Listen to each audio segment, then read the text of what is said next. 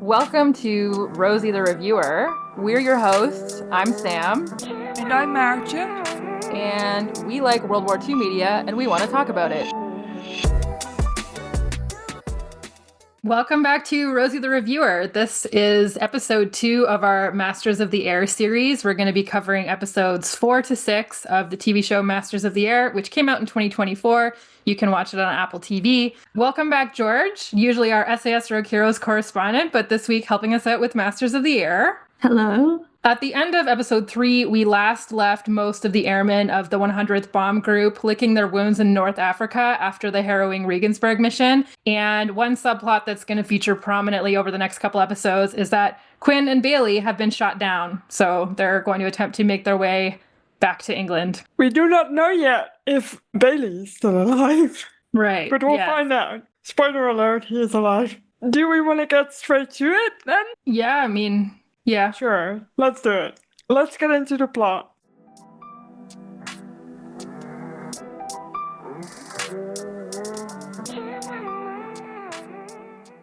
In episode 4, we open in Tolourma, Algeria. It's August 20th, 1943. It's post-Regensburg mission. And the boys have been stranded, basically waiting for another group of flyboys to come and save them. And they're kind of hanging out and writing letters home and being very cute about it.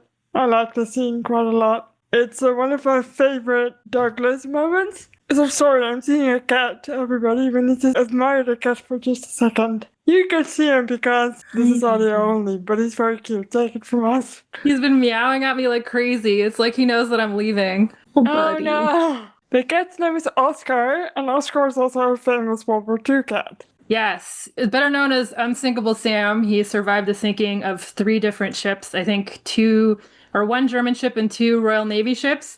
But he looks just like my Oscar. He's a little tuxedo cat with a white mark on his face. Wait, did they call him Unsinkable Sam, as in your name? Yeah, that was the nickname that he got, but his real name was Oscar. Sweet. Anyway, back on topic. This is my favorite Douglas scene because he writes home a letter to his girlfriend and he's so unsure about it, and it's funny. I like it. Harry Crosby is extremely sweaty in his boxers and undershirt, and he just looks so filthy, and like, I just love it. It's my favorite look for him. It's a good look. It's not, but like, I like it. Yeah, so we get lots of Bailey and Quinn escape subplot in this episode, sort of interspersed. So they've been shot down and they survived and they meet up with the resistance.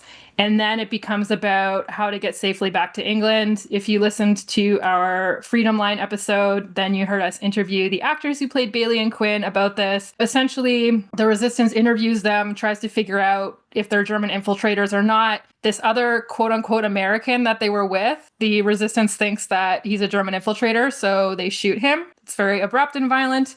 And then they're being taken along by these women of the resistance. And there were quite a lot of women involved in the resistance. So it's cool to see some female characters get some airtime on this show. And they get taken onto a train. And at one point, Quinn panics and tries to run away. And the ladies are like, you need to get your shit together. Like, this is life or death. We cannot be panicking here. I have good memories from this episode that we did with Guy Alexander and Bailey Brooke. And the funniest bit about it is them saying they were hyperventilating when Bob gets shot because they were responding instead of acting. And they were just kind of dying because they couldn't get any air. It was really funny. So do listen to the episode, please. We move forward in time for about a month, where it's September 16th, 1943, and we get a little celebration because Captain Glenn Dye and his crew have flown their 25th mission. We see them come in and they bust the tower and shoot the flares up, and they have a celebration, but it's kind of a weird celebration because they're the first and only one to have made it to 25, and it's so weird to celebrate when lots of people are dying. So the party starts out looking kind of fun and everybody gets quiet. And there are only 12 crews left of the original 35 who flew over from Greenland in May. So it's been, 4 months? And there's only 12 left. So it's not good. There are a lot of men. Yeah. It's pretty grim. And I looked into the real Glenn Dye's crew. Unfortunately, their misfortunes were not over yet. They made it back to the States, but most of them went on to train on B-29 bombers. And Navigator Lieutenant Timothy Kavanaugh and Bombardier Lieutenant Francis Cheney were actually killed in a B-29 training accident shortly after returning to the States, while Waist Gunner Elder Dickinson was behind a couple of missions because I think he had been wounded or something like that. So anyway, he had to continue to fly, and he was killed in action on his 25th mission over Bremen on October 8th, 1943. We'll see this mission later on in the episode. It's a brutal mission. During the party, we also get introduced to some of Rosie Rosenthal's crew. We'll get to Rosie in a minute, but there's Lieutenant Herbert Nash, played by Laurie Davidson, who has a little flirtation with one of the Red Cross girls called Helen. And it's very cute, but it also breaks my heart because you just know that it's not gonna end up great. And I can imagine this actually happening, stuff like this. On a lighter note, we get Buck dancing with Meatball the dog, and that's really cute. So we get a little bit of everything in the scene. Yeah, what I love about the Buck dancing with Meatball scene is that it's one of the earliest times that we get that Buck and Bucky are just not communicating, because it's during the scene that we see Bucky beginning to get very tense and touchy. Like, we've seen him earlier that he was very invested in sort of the well-being of his men. There's that wonderful line where he's like, I've got to build a nest for you, the rest of you dodos, in episode 1. And, you know, for all his bluster, he really does care about them. And he's sort of trying to get Buck to, like, interact with him on, you know, come have fun, come do this. And Buck is just shutting him down. He's not giving Bucky that emotional reaction that he wants. And then he goes away and dances with Meatball, and all Bucky can do is like stand and watch him do it. And he's affectionate, but it feels like there's something missing there from a connection to me. It's for sure such an interesting relationship. Like, when I first read Masters of the Air, I was like 10 pages in and I was like, oh my God, when this TV show comes out, everyone's going to be obsessed with these two guys. And I was right. It's just like such a strange and interesting dynamic. They're so different too, like as personalities, they're like polar opposites. And it really becomes clear throughout the series. Like, this is pretty much the beginning of it, although we did also see it when they came back for interrogation. Yeah, you do get the sense that Bucky went from like, I get white girl wasted because I'm like 25 and that's fun, to like, I get white girl wasted because I don't have any other coping mechanisms and this is very traumatic. Right. Yeah. And then after Buck and he have that conversation about Buck's stepfather being an alcoholic, all of this is very fraught in the background. Like, my best friend is now using alcohol to cope with the realities of our life. It's a real big tension and it's so juicy. Yeah, so we also get introduced to Robert Rosie Rosenthal, played by Nate Mann. And Rosie's such a cool guy. I mean, in real life, he flew like 52 missions, which is way more than anyone had to fly. He was a lawyer at the Nuremberg trials, I think. Just like a super interesting dude. We get introduced to him and he meets Buck and Bucky, and it's this super awkward encounter. And he ends up asking them for advice, and Bucky tells him to try and stay alive for 11 missions because most men are averaging 11 missions. So he's like, well, if you can stay alive for 11 missions, you beat the odds. And it's just kind of fucking grim as well. I just love how dorky he is in this scene. Like, if you go to Thorpe Abbott's, there is a picture of Rosie Rosenthal high up on the wall in a prime spot. As of this year, there's now a memorial in Normandy for the 8th Air Force, and it's one of the statues is Rosie.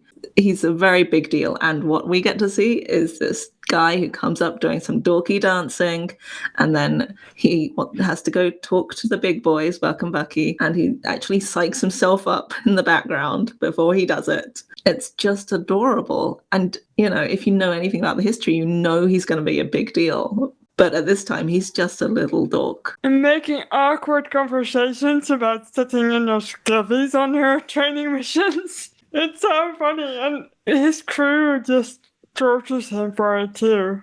Yeah, and this parallels with Harry Crosby's storyline a little bit too, where he starts out a little bit unsure and then eventually like they both evolve into these leaders of the 100ths effectively because they're simply there longer than anyone else. Bucky goes on leave. We follow him to London and it's October 8th. if you listen carefully just now, October 8th is a pretty big day for the 100. But Bucky's away in London, where he meets a woman named Paulina, played by Joanna Kulik, and they have a little romance or sex. They have a moment together. And I do really like the scene, by the way. They take their time to show the relationships away from the base, and I quite like that in this show because it did happen quite a lot. And meanwhile, his friends in the 100 are going to Bremen. Again, they've been there before, but they're going to try to bomb the U-boat pens again. And we also get one of my favorite scenes of the entire show. We see Ken Lemons riding the wheel of the B-17, trying to fix something on the plane as they're taxiing or as they're taking off. And it's amazing. It's just cool. He does it and he just looks cool. It's fantastic. Yeah, it's the music again, and this is quite good as well when he's doing his little heroics on the wheel of the B-17. And as we see Bucky walking around London the next morning, we see a little bit of the Blitz. We see a London house in shambles being hit by a bomb. And there's debris everywhere, and someone is crying and screaming. And Bucky's looking over this thinking, is this why we bomb? Why we do what we do? That's what I got from it anyway. And yeah, we get to see him away from the base a bit. I like it. Yeah, it'll parallel later with him seeing the bombing damage in Germany too. I like those scenes kind of next to each other. Yes. At the end of the episode, we see Bucky and he calls in from London and finds out that Buck has gone down on a mission, on the October 8th mission, and he decides to return early from leave. He's on the phone and it's like a baseball conversation, I think, that they're having in code, because just in case someone's listening, they can't be saying the thing they're really saying. Yeah, I also like that. I think the expression they used for Buck being shot down was he went down swinging, which is a baseball expression, but it's also a boxing expression. And Buck had specifically talked about boxing in an earlier episode. Nice.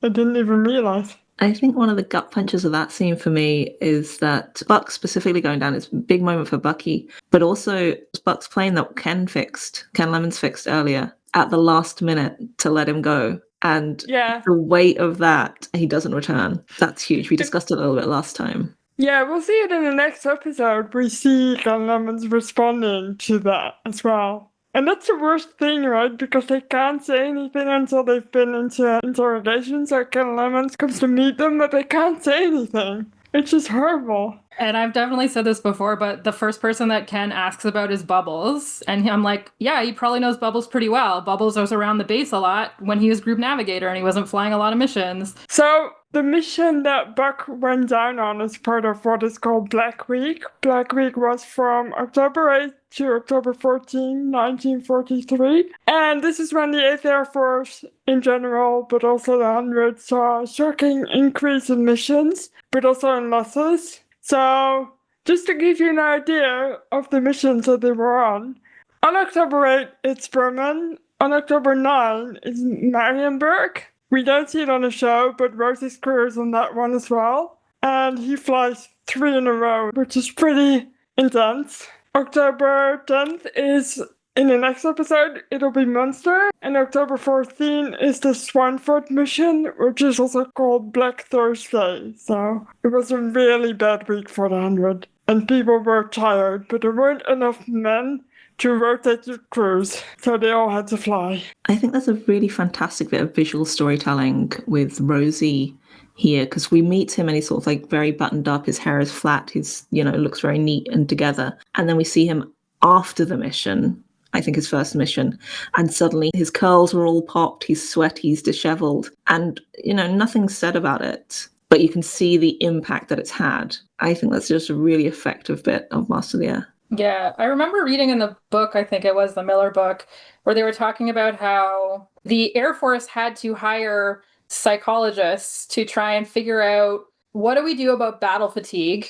What do we do about, they weren't calling it PTSD yet, but this was kind of the first time in history where they were like, all right, well, this is clearly an issue we actually have to address, because the attrition rate, us losing guys because they're cracking up, is absolutely unsustainable. Yeah, And to fly 3 of those missions, knowing the odds that they faced in a row, how do you even get on the plane? How do you even do it? I think it's episode 5, maybe it's episode 4 actually, where we see one of the guys, is it on Rosie's crew? It is on Rosie's crew, saying, I won't go up again, I won't do it. And then the next day we see him getting onto another mission. Can't even imagine.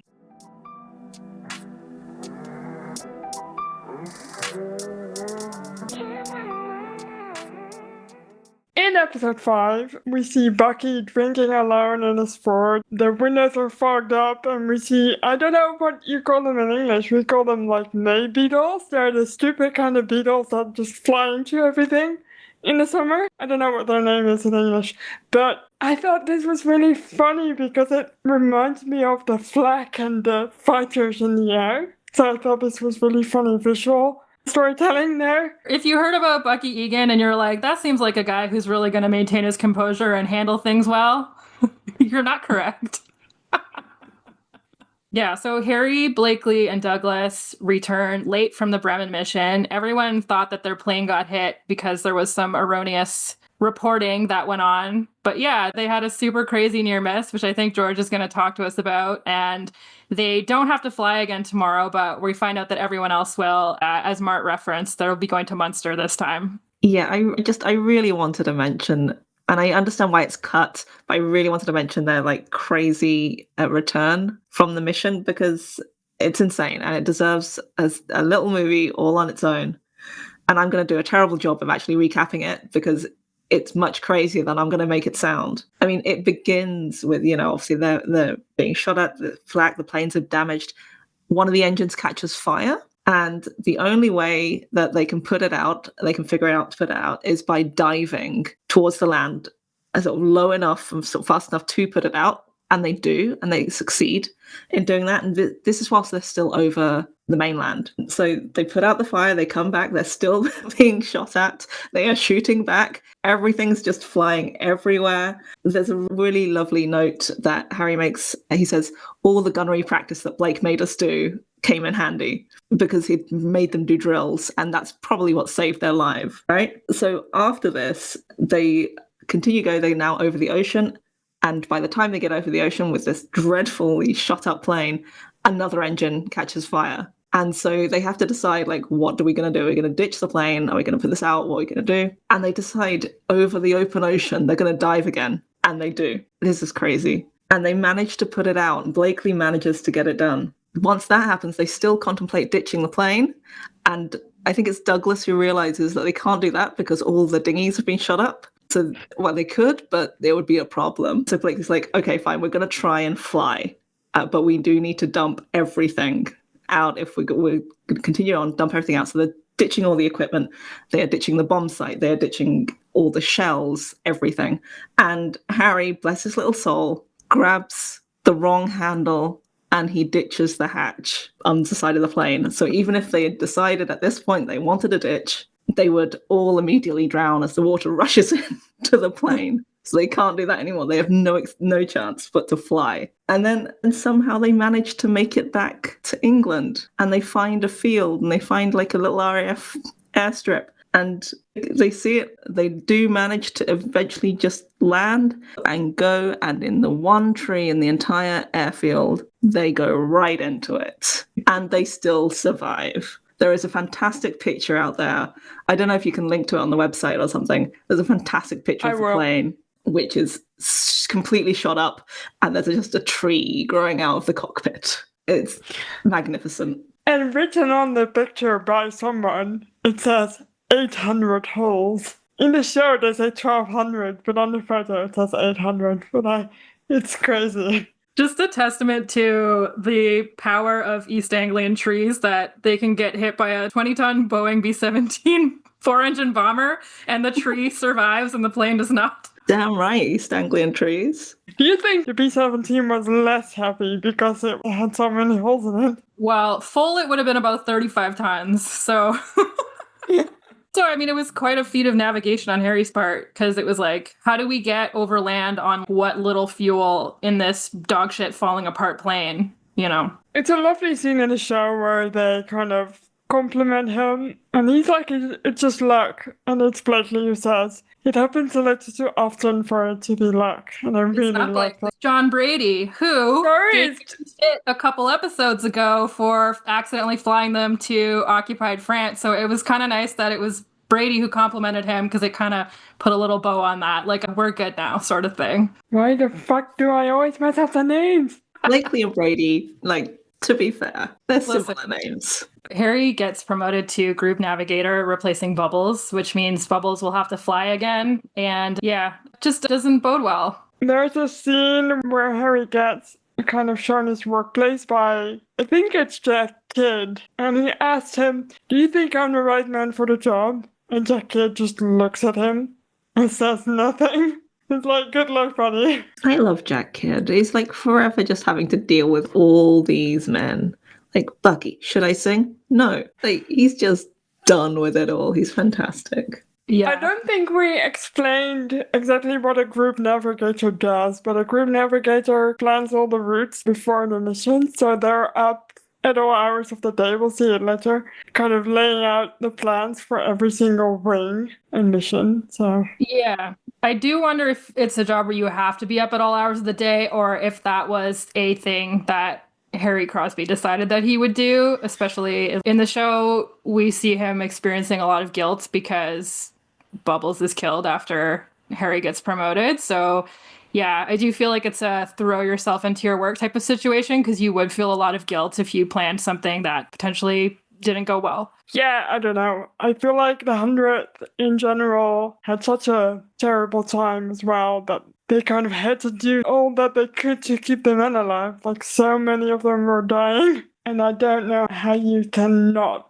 do everything in your power. And Harry Crosby does seem like the kind of man that would do everything in his power to try and change it. Up to and including methamphetamine. Spoilers! It's okay, everyone was doing it, even the Germans.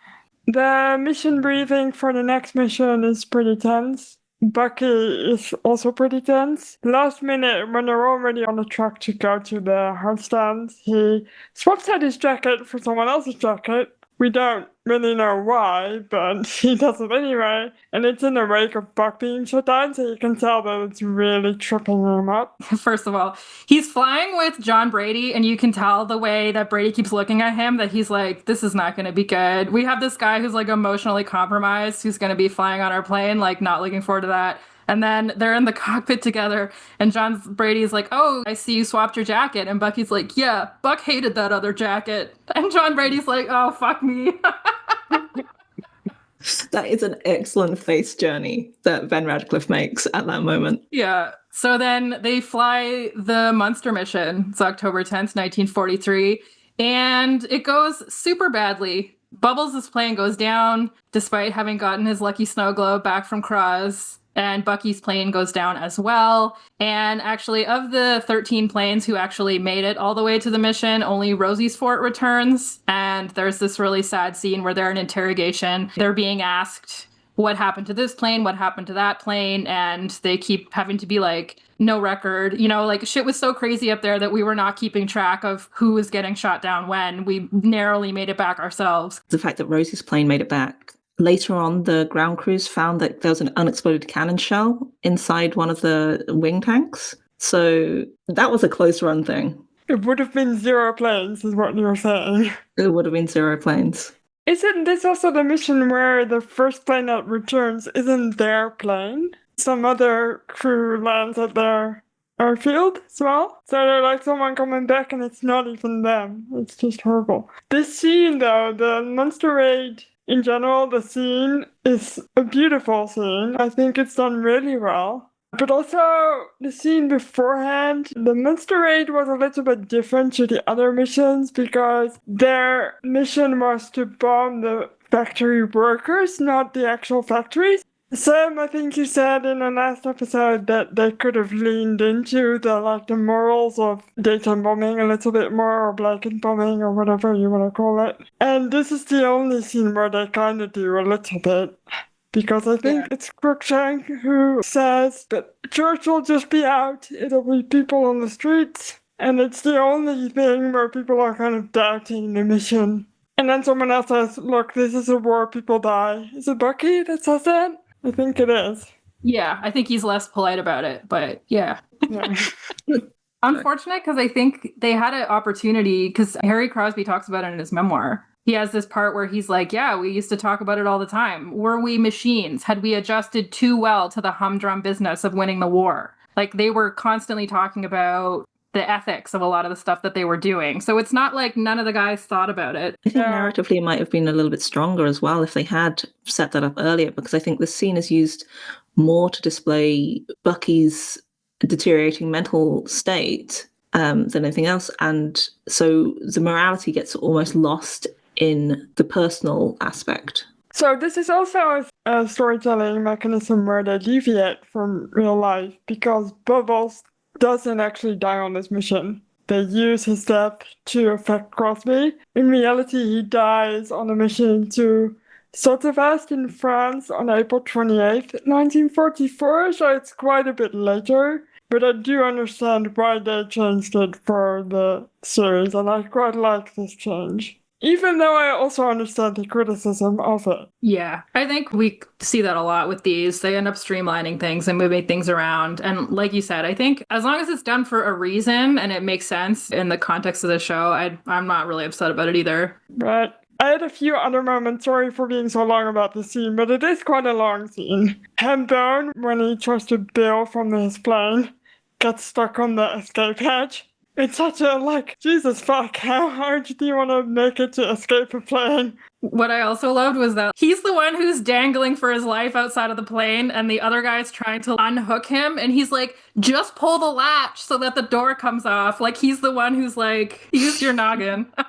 Another one that I really liked also about the scene is when there's a moment in the sky where Rosie's plane is the only one left, and all we see is just falling debris from other planes, and I think it's a really powerful visual to look at. And right after that, Rosie starts humming some Artie Shaw because everybody's tense and he's trying to make them untense. And the music, I love the music. This is the saddest scene of the episode. It's Crosby packing up Bubbles' bunk, and he finds the letter that Bubbles had written to Jean, Harry's wife, when he thought that Harry was killed over Bremen. And I want to just applaud the acting in the scene. It's amazing. It just makes me cry every single time. Anthony Boyle's big, sad, wet eyes. This big sad wet eyes. This is the only scene I think that made me cry the first time I watched it, because it's like the emotional whiplash of Harry gets back late from Bremen by the skin of his own teeth, and like they're both joking about it, but like how harrowing to think that your best friend like almost died, and then like literally 2 days later the other one dies, and then the survivor has to go and, you know, read this letter that was written, and it's just like, man, shattering. And he also dies because they switched places too. Like, if you look at it that way, so it'll be like more guilt, like you said before. It's just horrible. Like, good luck with that for the rest of your life.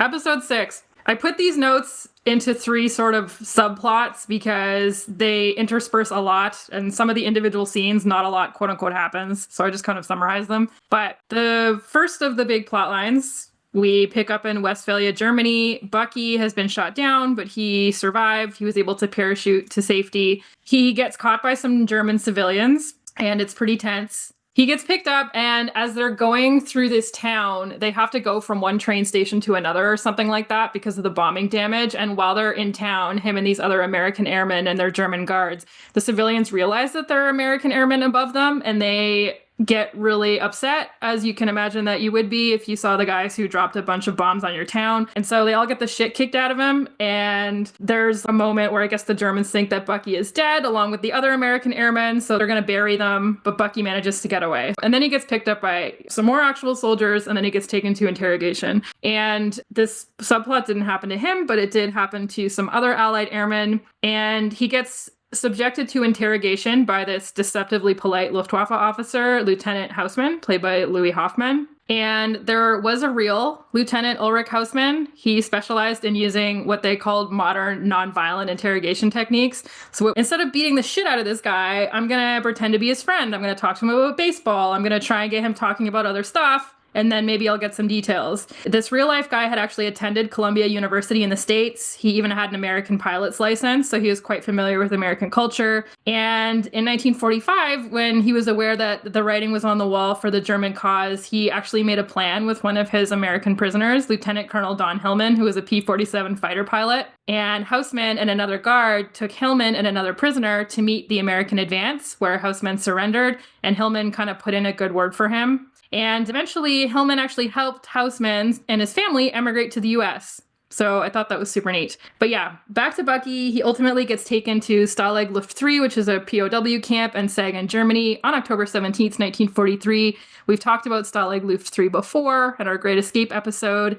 And there he gets to reunite with many fellow airmen of the 100th, including his best buddy, Buck Clevin. The scene where Bucky and the others are attacked by the civilians, that, as far as I know, didn't happen to John Egan, but happened to quite a number of Allied airmen in Germany. And there was one particular, it's called the Rüsselsheim Massacre, of note, where 6 American airmen were lynched and killed by the townspeople in retribution. And I think this is what this particular scene is alluding to, but they're just making it happen to John Egan instead. Understandably. As John Egan is being transported, we also see a prisoner transport, presumably to a concentration camp. We don't see a whole lot of the Holocaust in this show, but we see glimpses of it, and this is one of them. So they try and include little bits and pieces. I get that you have to make a choice sometimes, what to show and what not to show, but we see it through the eyes of Bucky. And I thought it was good to mention that it is in there, but it's very subtle. For sure. And I think we get a brief moment with Rosie later, too, in episode 9, maybe.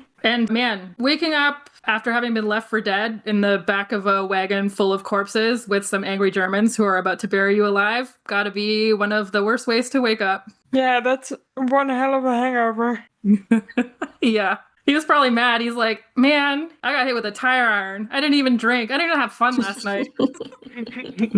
So the second plot line or subplot in this episode is Rosie's crew, because they are sent to what is called a flag house for some R&R, because they've done 3 really harrowing missions in a row. Not to mention it's their first 3 missions, so they are being sent for some rest.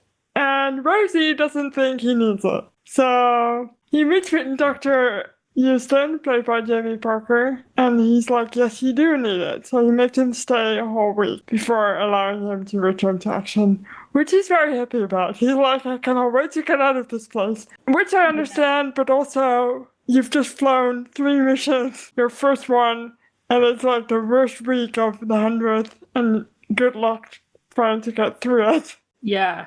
I feel like you definitely, or maybe I just got this vibe because I feel like I'd be the same way, but like the sort of quiet vibe that I got was that like, if I stop now, then I have to think about all this shit. Whereas like, if I keep going, if I'm busy, if I'm not thinking about it, then like I'll be fine kind of thing. I think it's really telling that the moment that Rosie stops sort of fighting, staying there, is when it's pointed out to him that actually what he's doing helps his crew. So his actual rest is an active choice to be helping somebody else. So it's when Pappy says to him that he knew he wasn't alone in the sky when he heard Rosie humming over the radio. And then that wonderful scene with Jamie Parker with Dr. Houston, where the doctor explains to him that it's like, he likens it to, is it the drummer of the jazz record? And that he's keeping everything going. And that's what Rosie is doing for his crew. And I think it's an absolutely magnificent scene. It's so quiet. It's so impactful. And I really want to shout out Jamie Parker for doing it. He's been one of my favorite actors for years. And it's such a small role, but it carries so much weight. This is the moment I feel that Rosie turns into the great Rosie Rosenthal. It's this moment in the flat house with Dr. Houston. And when he gets back into his plane, before he gets back into his plane, he actually drums a little Artie Shaw on the side of his plane, which is once again a reference to that scene, so it's quite nicely wrapped up in that way. I quite like it. And the subplot is where we see the Coastal War. We see a man in the gardens just weeping, and Rosie comes upon him and kind of turns around like he doesn't know what to do with it. And it breaks my heart. Yeah, I also am like, man, the idea of being like, yeah, go up north and like have a bath and read some books and come back in a week and hopefully you'll be fully recovered from your first handful of missions where you got to watch all of the leaders of your outfit obliterated in front of you. I mean, a bath is very healing. Yeah. And he does take one. We do see him take a bath. Is there a bath in the Pacific? Because there is one in Band Brothers. I was just trying to remember if there was a bath in the Pacific. I don't know where they would have taken a bath. They do go into the ocean for a swim, though. So maybe that's... It's like everything else in the Pacific. They're just having such a terrible time. They're like, we don't even get to have a real bath. One more scene I kind of quickly wanted to point out from that subplot. You've already mentioned it briefly, George, but they're sitting around the table, Rosie's crew, and they're telling stories and jokes. It's probably, to me, one of the saddest scenes there is, even though they're joking, because you can see the pain that's underneath there. How do you go on after seeing everybody die? They're reaching for some kind of normality. You can see the performance in it, in what should be an easy thing, breakfast with your friends. And it's just not. It's painful. The third subplot is that Harry took Bubbles' death super hard. That was his best buddy. So he gets sent to Oxford for a conference between the Allied nations representing the 100th bomb group. And this is actually the first, but not the only time that Harry gets sent on leave because he's just so like traumatized and anxious that it's making him into kind of a dick. He goes to this conference and he ends up being roommates with the secretive but charming subaltern Sandra Westgate, played by Belle Powley. She put her name down by her initials, and so someone clearly somewhere thought she was a man, so they end up being roommates. And they hit it off and start spending time together. And I love Sandra. I think she's like probably one of my favorite characters in the show, and I'm sad that her plotline doesn't really get appropriately resolved. George, your fantastic note, please. Yeah, I mean, I love Sandra too. She's so fantastic, and poor Harry gets introduced to her in the worst way, where he's like got his hat on in front of a mirror and he's was it a wire or a band or something that used to keep them stiff? Because I think they removed it to soften it. Yeah, it's like the Crusher Cup. Yeah, to make them look cool. And up until now, Harry's not done that. And now he has, and he's quoting a film star in his head, sort of like pretending that he's cool. And what I really wanted to do was just give you this quote from Wing and a Prayer, just in case. One, you thought this scene was like far-fetched. Two, if you were under the misapprehension that Harry Crosby was in any way a cool guy. He said, "Buck naked, I stood before the mirror. I put the hat on. I tried at several angles, over one eye and then the other. I pushed it back with just the appropriate carelessness. Crosby, I told myself, you are a rock." Like, my guy. And then this woman comes in that he's never met and catches him in the middle of doing this impression. And just, my guy, when I watched that scene, I was like, oh my God, what a fucking loser, in like the most affectionate way possible. But this is how you know Harry Crosby has riz, because he manages to recover from this hilarious first impression. Is it Harry Crosby, though? Or is it Anthony Boyle that has riz? I've read A Wing and a Prayer. I think Harry Crosby has plenty of riz. I think he did too. Just the right amount of self-deprecating charm. You'll get a kick out of it if you read his book. He was really like a funny, dry sense of humor kind of guy. I've surprisingly also read the book, but not fully yet. I'm still, after like a year of reading it, I'm halfway into it. There are a lot of women in that book. He's so funny. There's so many parts of the book where he just goes off on like a little mini tangent about how much he loves women. And it's like, it's totally sincere and it's not creepy. It's literally just him being like, women are fucking awesome. I love them. Can we talk about it? In the scene, we get a lot of brilliant acting from Belle Powley, I think. There's a little scene where she's talking to, I think, British RAF officers. And there's this comparison between the Americans and the British. In the eyes of the British, the Yanks are oversexed, overpaid, and overhere. And then Belle Powley says, the Brits are undersexed, underpaid, and under Eisenhower. And I thought that was great.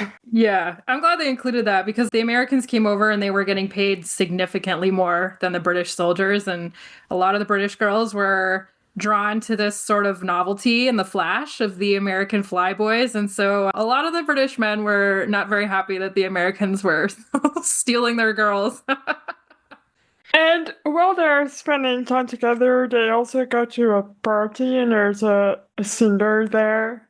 In the show, her name is Ella Walsh, and she sings a song called Tear the Fascists Down, which was originally a Woody Guthrie song. The singer that performs it here is called, hopefully I'll pronounce this right, she's Irish. It's called Aithne, I'm guessing, I'm hoping that's right. And it's a pretty song. I don't know if I like it in the show specifically. It kind of takes me out of it a little bit because you see a little montage of things happening around our characters. We also see Bucky during the song. And I thought it was a bit of a weird style choice, even though I did like the song. When I first watched it, I looked up the song because I hadn't heard it before. The lyrics are by Woody Guthrie, but the melody is from an older song called John Henry. In the tradition of folk songs is how it goes a lot of the time. And I hadn't heard it before, the way they styled it almost made it sound kind of modern, which kind of took me out of it a little bit. The original Woody Guthrie version does not sound like that. It's a little bit more like up-tempo and folky. Yeah, the song was actually probably written by Woody Guthrie sometime after November 19th, 1942. He was known for holding quite left-wing views, so that was around when the Red Army attempted to relieve the siege on the city of Stalingrad, and the American Communist Party and their supporters were advocating for a second front to relieve the Soviets, hence the lyric, "Good people, what are we waiting on?" In support of the war effort, American machinists used to attach stickers to their lathes and their drill presses that read, "This machine kills fascists." And Guthrie is quite well known for having "This machine kills fascists" painted on his guitars. Do we not also see during this montage the writing on the bombs that are similar to the lyrics? Yeah, in the long tradition of things being written on bombs, there's some really funny pictures if you look. Some bombs from like an Easter bomb run where the guys had written like Easter eggs for Hitler on the side of them. And there's a bomb at one point in the show where someone says something like, "This is from Buck Clevin" or something like that. So it's like, yeah, it seems like that was the thing they did quite often. I don't know, I think this is kind of the end of our notes, but I just wanted to... It ends with Rosie going back into his fort and tapping the little rhythm on the side of the plane, and the door of the plane says, "If you can see this, you're too fucking close." I love that. And that's episode 4 through 6.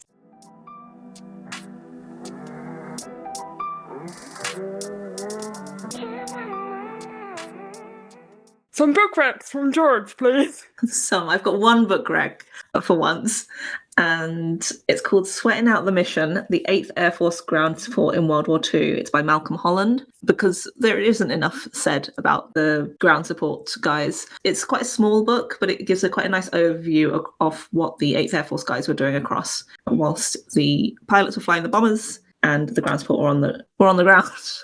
I want a series that is all about them, to be honest. So that is my book rec for you. Cool. Love it. And there is sort of it's a strange note that I have. And it's because I grew up fairly near the area. I grew up near a lot of the air bases. But the first time I watched Masters of the Air, I remembered that in my grandmother's effects, we had found this sort of manuscript, which looks like an informal unit history that was compiled by an American unit, the 851st Ordnance Heavy Automotive Company. And it basically details their time through training. It has like funny quotes from the guys. It has in-jokes. It has statistics, all the vehicles they fixed. And then at the end, it has a whole bunch of names and addresses. And the reason I know that my grandmother had it is because she was given it by one of the guys in this unit, which says, "All my love, Jimmy." And I'm like, that's not my grandfather's name, excuse me. But she has this. But the reason I bring it up is because when I was reading it, I noticed they were based out of Harling Road, which was near East Harling. And that's not very far away from Thorpe Abbotts. I think it's 15, 16 miles away. And I read this quote from them that really struck me. It said, As if having assorted German planes and ack-ack shrapnel dropping around our heads wasn't enough, every so often an overloaded B-17 from a nearby base would crack up on or near our depot. The ones that did get off to Germany to lay their eggs would have us sweating it out as bad as their own ground crews. Every flight that came back, we would count to see if any had been lost on the mission. So it really sort of hit the impact visually and emotionally that these guys who were not part of the 8th Air Force, they were still there watching these men fly out and not come home. And I thought that was just an interesting thing to share with you. But I do wonder what your grandma was up to with Jimmy. My grandma was a floozy. No. You heard it here first. Oh, I think you just lagged just on the right time. That's fine. All of this can be cut. That's when we would have got the real tea about Jimmy, but we missed it. I don't know anything about Jimmy. I don't know who he is. I'll find him. Please do. If you do find him, you have to come and talk to us about it. You know this. All right. What are we reading? What are you reading, George? I'm reading not an SAS book, not a World War II book. I'm reading The Mercian Chronicles. It's by Max Adams. It is about King Offa and the Anglo-Saxon England from the 7th century to the 10th century. It's pretty good. More history. I have to be slightly on brand. Slightly nerdy. Right. What are you reading, Sam? Yeah, I'm reading For Whom the Bell Tolls by Ernest Hemingway. It's his, he wrote a couple war novels, I think. It takes place during the Spanish Civil War, which is obviously right before World War II. And I'm reading it because I'm planning on reading Point of No Return by Martha Gellhorn, who is briefly married to Hemingway. And I just kind of wanted to compare the two of them. I love their relationship. It's a really fun one to read about, for sure. I'm also reading something. Surprise. I started reading Mission Europe by Kate Figures this week. And instead of starting at the very beginning, I started in the middle of the book because each chapter is about a different country. And I wanted to read specifically. This is about the SRE, by the way, again. All I read about nowadays is the SRE. But I wanted to read about the Dutch SRE chapter, so there's a good 2 chapters in the book about that. So it's been pretty good. And together with my official history of SRE in the Netherlands, I know pretty much all there is to know, I think, about the Dutch SRE at this point. So it's interesting. We will see everyone next week for episode 3 of our Masters of the Air series for episodes 7 through 9.